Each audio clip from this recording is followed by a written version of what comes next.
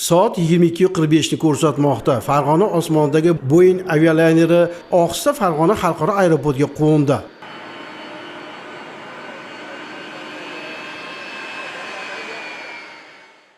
Saudiya Arabistonining Jidda shahridan Farg'onaga yo'l olgan ulkan havo kemasi belgilangan vaqtda Farg'ona xalqaro aeroportiga yetib keldi. Uning bortida esa minglab xonadonlarda kutilayotgan hojilarimiz. 240 nafardan ziyod Qo'qon shahri hamda Buvayda tumanidan bo'lgan muborak haj ziyoratini ado etishdek baxt nasib etgan yurtdoshlarimiz ona vataniga qaytdilar. Muqaddas safarning muvaffaqiyatli amalga oshirilishi Yangi O'zbekistonda davlatimiz rahbari tashabbusi bilan amalga oshirilayotgani inson qadrini ulug'lash, diniy bag'rikelik va ijtimoiy barqarorlikni mustahkamlashga qaratilgan islohotlarning amaliy ifodasidir. Bu yilgi prezidentimiz tomonidan tashkil qilingan 2026 haj mavsumi nihoyatda go'zal xotima bilan tugadi. U joydagi yaratilgan sharoitlar, imkoniyatlar, ayniqsa bizga xususan prezidentimiz tomonidan muftiy hazratlari qilgan telefonlar nihoyatda bizni ruhan ko'tarib qo'ydi.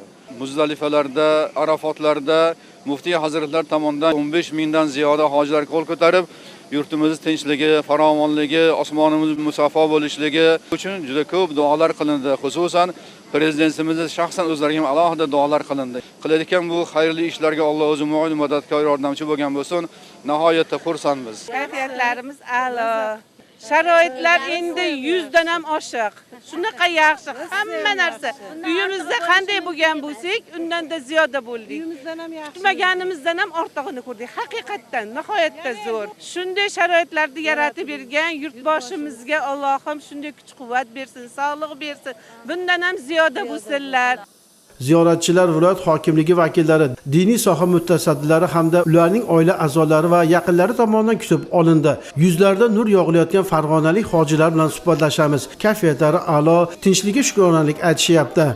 Kayfiyat a'lo. Yaxshi borib keldik mana. Shuncha yil 36 yil ishlab, Xudoga shukr, borib keldik mana. Hammani o'sha safarlarga yetkazdim. Sharoit a'lo darajada. Qiynalganimiz yo'q. Boshida chuvchuvdik, yo'q sharoitlar o'ylaganimizdan ham ortiq ekan.